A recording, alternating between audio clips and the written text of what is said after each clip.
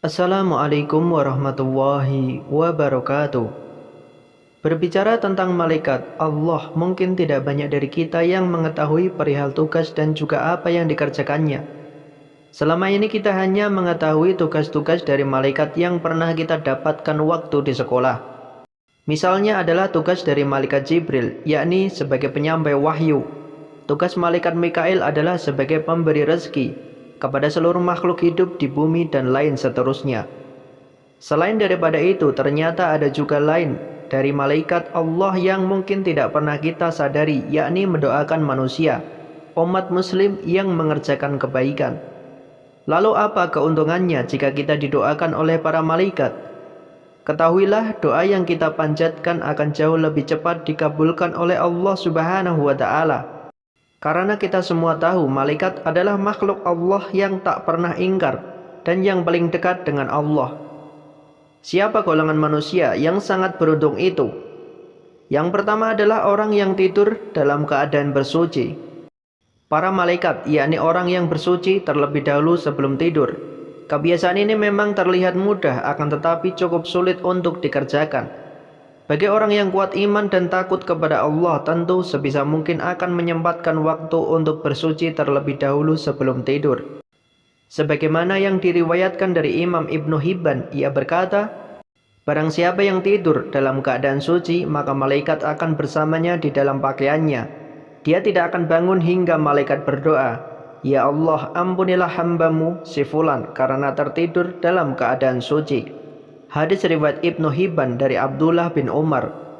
Oleh sebab itu, biasakan dan sempatkan apabila hendak tidur, bersucilah terlebih dahulu. Yang kedua, orang yang sedang duduk menunggu waktu sholat. Dari Abu Hurairah radhiyallahu anhu, Rasulullah shallallahu alaihi wasallam pernah bersabda, tidaklah salah seorang di antara kalian yang duduk menunggu sholat selama ia berada dalam keadaan suci, kecuali para malaikat akan mendoakannya, ya Allah, ampunilah ia. Ya Allah, sayangilah ia. Hadis riwayat Muslim. Yang ketiga, orang yang berada di saf depan dalam sholat berjamaah. Rasulullah Shallallahu Alaihi Wasallam pernah bersabda, sesungguhnya Allah dan para malaikat bersolawat kepada orang-orang yang berada saf-saf terdepan.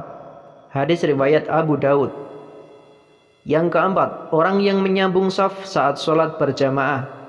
Orang-orang yang tidak membiarkan barisan saf sholat kosong juga termasuk salah satu orang beruntung yang selalu didoakan oleh para malaikat. Sebagaimana disebutkan dalam hadis dari Aisyah radhiyallahu anha, Rasulullah shallallahu alaihi wasallam pernah bersabda, sesungguhnya Allah dan para malaikat bersolawat kepada orang yang menyambung saf, dan siapa yang mengisi celah, niscaya Allah akan mengangkat derajat orang tersebut karenanya. Hadis riwayat Ibnu Majah. Yang kelima, mengucapkan amin ketika imam selesai membaca Al-Fatihah. Hal ini pernah dikatakan oleh Abu Hurairah radhiyallahu anhu bahwa Rasulullah shallallahu alaihi wasallam pernah bersabda, jika seorang imam membaca ghairil maghdubi alaihim waladdallin, maka ucapkanlah oleh kalian amin. Karena barang siapa ucapannya itu bertepatan dengan ucapan malaikat, maka ia akan diampuni dosanya yang masa lalu. Hadis riwayat Imam Bukhari. Yang keenam, orang yang duduk di tempat sholatnya setelah selesai sholat. Mungkin ini yang sering kita lupakan saat selesai sholat, yakni langsung berpindah tempat untuk bersandar atau sekedar mencari tempat yang lebih luas.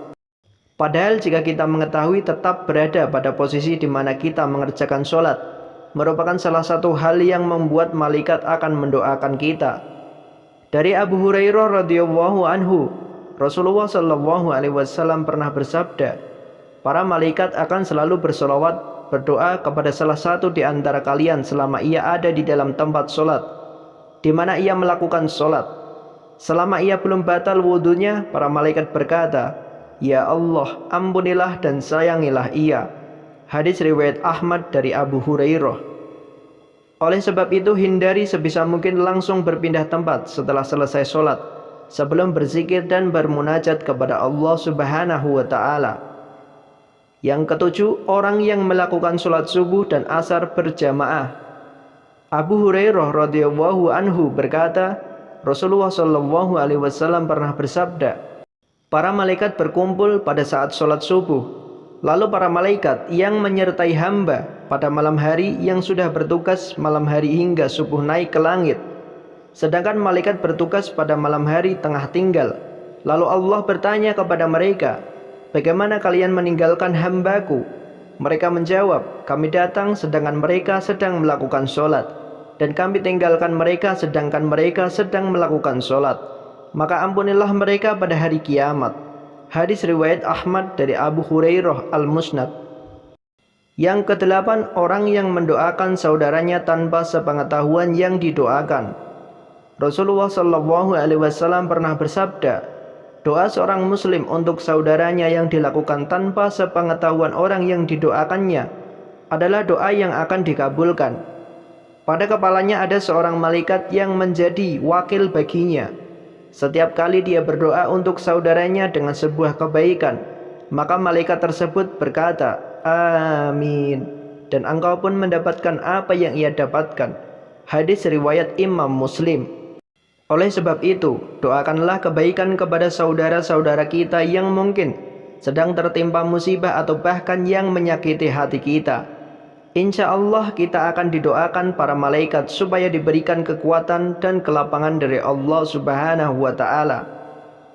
Yang kesembilan, orang yang berinfak. Dari Abu Hurairah radhiyallahu anhu, ia berkata bahwa Rasulullah Shallallahu Alaihi Wasallam pernah bersabda, tidak satu hari pun di mana pagi harinya seorang hamba ada padanya kecuali dua malaikat turun kepadanya. Salah satu di antara keduanya berkata, ya Allah, berikanlah ganti bagi orang yang berinfak. Dan lainnya berkata, ya Allah, hancurkanlah harta orang yang pelit. Hadis riwayat Bukhari dan Muslim dari Abu Hurairah. Yang ke-10, orang yang makan sahur. Dari Abdullah bin Umar, ia berkata bahwa Rasulullah Shallallahu Alaihi Wasallam pernah bersabda, sesungguhnya Allah dan para malaikat bersolawat berdoa kepada orang-orang yang sedang makan sahur. Hadis riwayat Ibnu Hibban dan Imam At-Tabrani dari Abdullah bin Umar. Yang ke-11, orang yang menjenguk orang sakit.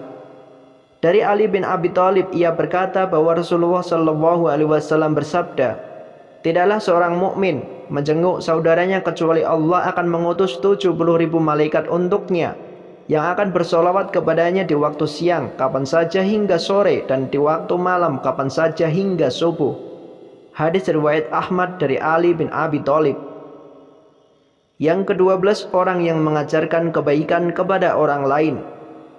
Rasulullah Shallallahu Alaihi Wasallam bersabda, keutamaan seorang alim atas seorang ahli ibadah bagaikan keutamaanku atas seorang yang paling rendah di antara kalian.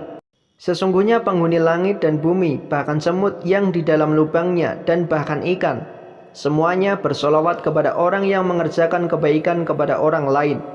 Hadis riwayat Tirmizi dari Abu Umamah Al-Bahili.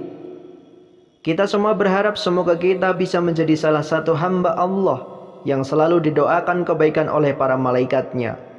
Amin ya Rabbal Alamin. Itulah golongan manusia yang selalu didoakan oleh malaikat setiap hari. Wallahu a'lam bishawab. Semoga bermanfaat. Wassalamualaikum warahmatullahi wabarakatuh.